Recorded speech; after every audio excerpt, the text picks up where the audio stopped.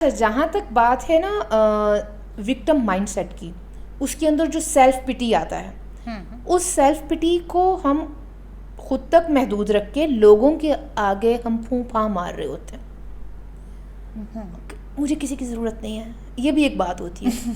किसी ने मेरी लोड़ नहीं तो मैनू भी नहीं है, कसमाणु खाओ ठट्ठे कूच जाओ कहा जाता।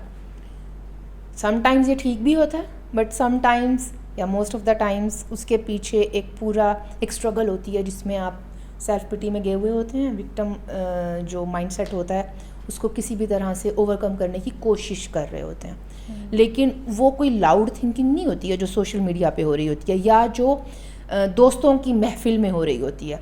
आपने कभी नोट किया है हमारे यहाँ एक अक्सर मिसाल भी दी जाती है ना कि ये तो वो पुप्पा है, ये तो वो चाची पुप्पो है, बेचारी पुप्पो एवं ही बदनाम होती हैं कि जो पूरी शादी के माहौल में सबकी तवज्जो लेने के लिए ऐसे स्लिप हो जाती हैं, तिलक जाती है कि सारे ओदे वाल तवज्जो।